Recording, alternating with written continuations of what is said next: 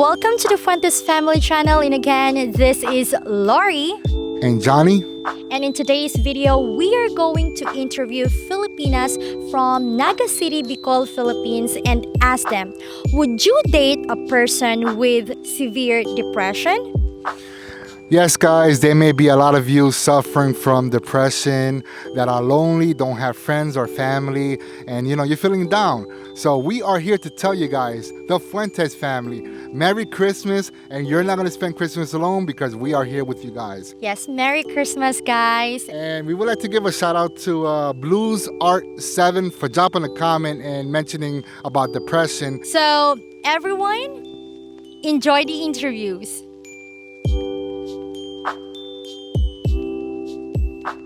What is your name? I'm Sheila. Sheila, nice to meet you.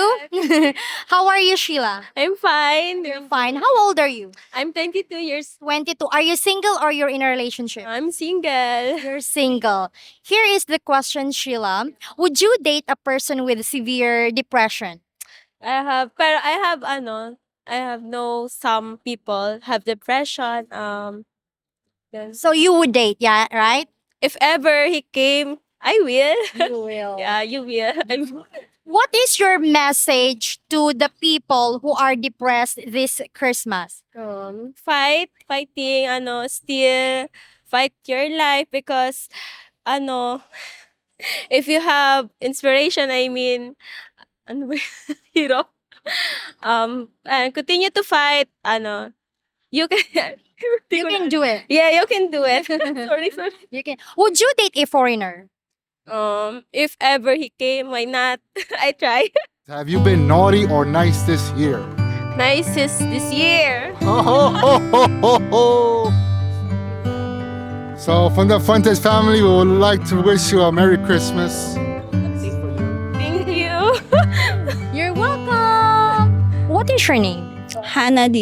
Hannaline. Nice. Hannadine. Nice to meet you. How old are you? 25. 25. Are you single or you're in a relationship? Single. Single. How long have you been single? 6 years. 6 years. That's quite long already. Anyway, here is the question, Hannadine. Hannadine, right?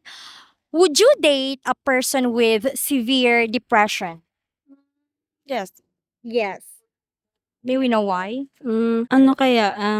Ako kaya nag-agi man sa depression na ano ba ga? Oh, so she experienced depression before. So Kaya puwan talaga ning makakaibahan or madangog sa imo para malampasan mo to. okay. So she said that if you are depressed, you need someone that you can share something with, or you can talk to, so you can what do you call these? You can move on from that, or you can pass that that moment of your life, right? That's her reason.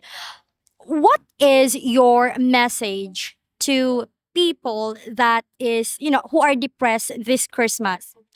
Sa mga depressed na tao or kay puwan nindo ni makakaulay. Maghanap ka mo ni tao na pagkakatiwalaan nindo at masasabihan nindo kang mga problema para para malampasan nindo tong depression. Masakit talaga kaya to. Kadakol maging So her message is you have to look for someone that you can talk to, share your thought, someone that you can trust as well, so you can you can pass that moment of your life, right? That depression.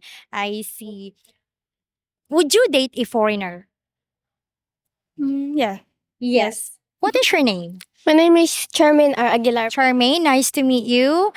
How old are you? I am 21 years old po. 21 years old. Are you single or in a relationship? I am a single po. Single. How long have you been single? Since birth po. Since birth. Okay, beautiful. Charmaine, would you date a person with severe depression? For me po, yes. Yes. Because it is not based from their from their Depression. nararamdaman. Yes po. Like Depression. what they feel. Yes. Okay. What message would you like to give the people who are depressed this Christmas?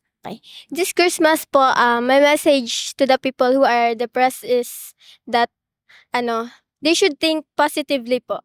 this Christmas po is a time for giving po and love. So for me po, um everyday din po kasi is a time for giving, but this Christmas po, they should love their self po because it is a season for love po. Season for love. That's very beautiful. Okay. Would you date a foreigner? Maybe yes po. Yes. What is your name? Ivy. Nice to meet you, Ivy.